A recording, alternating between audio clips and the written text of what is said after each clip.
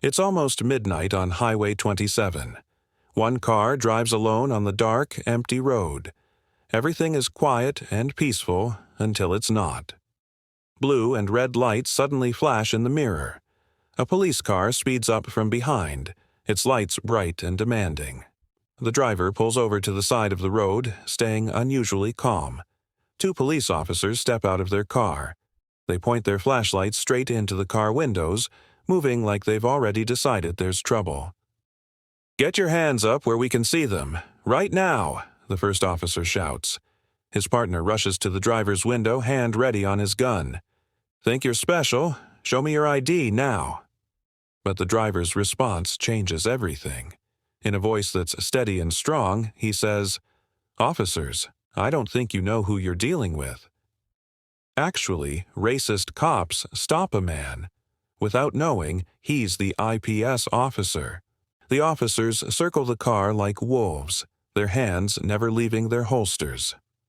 "Step out of the vehicle," orders the first officer, his voice dripping with authority.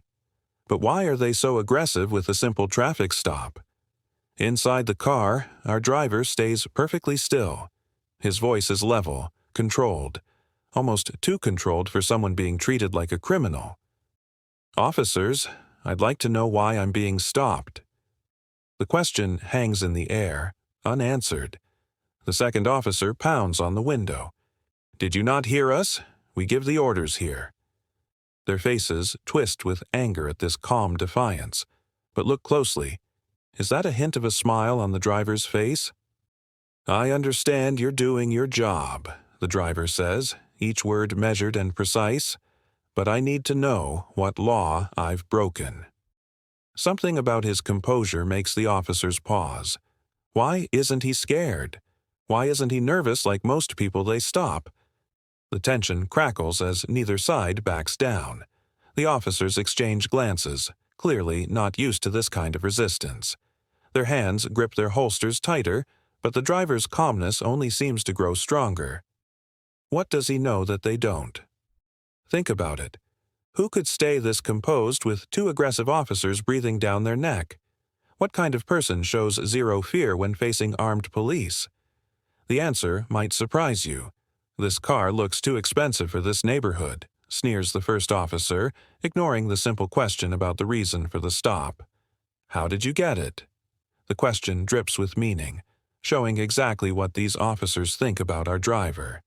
Meanwhile, without drawing attention, the driver's phone is propped against the dashboard, its camera recording every word, every action.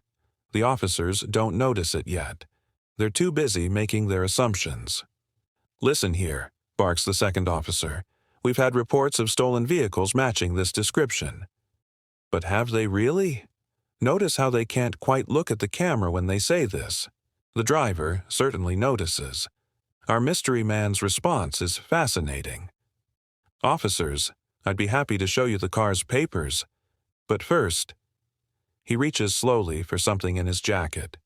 The officers tense up. But there's something odd about how relaxed he seems. Something about his movements.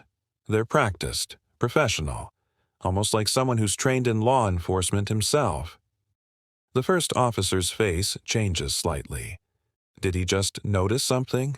Maybe the way the driver holds himself? Or was it something about how he spoke? Clear, official, like someone used to giving orders rather than taking them. What these officers don't realize is that with every passing second, with every wrong assumption, they're digging themselves deeper into a hole they won't easily escape from. And our driver, he's letting them dig. But here's the real question. Why is he letting this play out? What's he waiting for? "Actually, officers, let me ask you something." The driver's voice takes on a different tone, one that makes both officers straighten up without knowing why. His words now carry the weight of someone used to being in command. He starts asking questions that regular civilians wouldn't know to ask. "What's your unit number? Who's your supervising officer tonight?"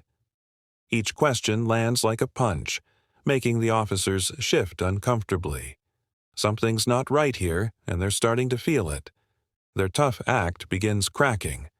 The first officer's hand drops from his holster. The second one takes a small step back. Why? Because their target isn't acting like a target anymore. He's speaking their language, but somehow he seems to know it better than they do. Before we continue, the driver says calmly, reaching for his glove compartment, "I think there's something you should see."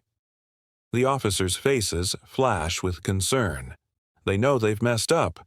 They just don't know how badly yet. The air feels electric now. The power is shifting. But to what? Who is this man who can make two armed officers nervous with just his words? The answer is in his glove compartment, and it's about to change everything. Just when the tension couldn't get any higher, the driver pulls out something that makes both officers' faces go pale.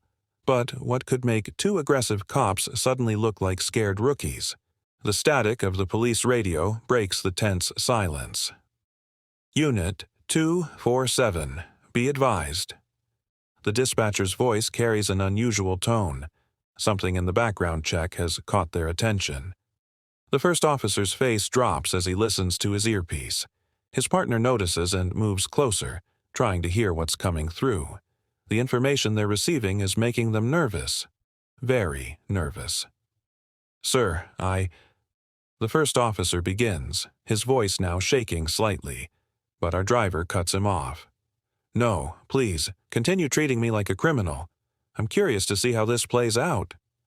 His smile grows wider as the radio continues spitting out details.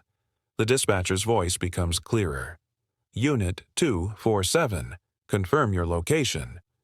Is this a traffic stop on—" More static, but whatever comes through makes both officers take their hands completely off their weapons. They're standing differently now, like soldiers who've just realized they've been disrespecting their general. What's coming through that radio? What information could completely flip these officers' attitudes? The answer is racing through their department system, and with each new detail, these officers are realizing they've made the biggest mistake of their careers. The driver just sits there, watching them squirm. He knew this moment was coming. He was just waiting for their system to tell them what he could have said from the beginning. "Gentlemen, let me end this charade." The driver finally steps out of his car, but not as a suspect. He moves with the authority of a high-ranking officer. In his hand, he holds his IPS identification card, but he doesn't need to show it anymore. The truth is written all over the officers' faces. "I'm IPS Officer Kumar, and you've just racially profiled a senior officer of the Indian Police Service." Each word lands like a hammer on the officers' careers. Their faces drain of all color as the reality of their situation crashes down. "Sir, we didn't." The first officer stumbles over his words, but Officer Kumar isn't finished. "No, you didn't know. You didn't know because you were too busy making assumptions based on my appearance, too busy flexing your authority to do your actual job." Watch how quickly their arrogance dissolves. See how their hands tremble as they realize what comes next. These officers aren't just facing a complaint, they're facing their worst nightmare, being caught in blatant discrimination by someone who can actually do something about it. "Now," Officer Kumar's voice cuts through their panic, "let's discuss how you approach traffic stops. Consider this a surprise inspection." He pulls out his phone, still recording. "And yes, this will be used in your disciplinary hearing. Remember those confident, aggressive officers from just minutes ago? They're gone now, replaced by two men who just realized they picked the wrong person to harass on the wrong night. But here's the real shock. Officer Kumar is about to reveal something that will make this night even worse for them. Red and blue lights fill the street again, but this time, it's not for a traffic stop. Police vehicles swarm the scene as word spreads about who these officers had stopped. A high-ranking officer being profiled? This isn't just bad, it's a department nightmare. The police chief himself arrives, face grim with anger and embarrassment. He watches as Officer Kumar plays back the recording. Every racist assumption, every abuse of power, captured perfectly. The chief's face grows darker with each passing second. "Your badges," the chief demands from the two officers. But Officer Kumar steps in. "Actually, Chief, I have a better idea." Everyone freezes, waiting for his next words. This man they tried to intimidate now holds their careers in his hands. "Instead of firing them," Officer Kumar says, surprising everyone, "let's make them an example." He turns to the shaken officers. "You'll both undergo extensive racial bias training. You'll share your story at the academy. Every new recruit will learn from your mistake." The chief nods slowly, understanding the bigger picture. This isn't just about punishing two officers, it's about changing the system. But make no mistake, these officers' comfortable days of unchecked authority are over. As senior officers lead the two away, Officer Kumar makes one final comment that sends chills down everyone's spine. "And gentlemen, you should know, this incident isn't over. What happens next will change this department forever." Within hours, Internal Affairs swarms the department. Files are pulled, body cameras reviewed, and past complaints suddenly get a fresh look. The two officers' records are now under intense scrutiny, and what they're finding isn't pretty. Both officers suspended without pay, effective immediately. The department spokesperson announces to a growing crowd of reporters. News vans line the street, hungry for details. This incident has exposed issues that demand immediate attention. But here's what catches everyone off guard. Officer Kumar's traffic stop wasn't random. Turns out he'd been working undercover, investigating complaints about racial profiling in this precinct. These officers walked right into a trap they'd set for themselves. The media can't get enough.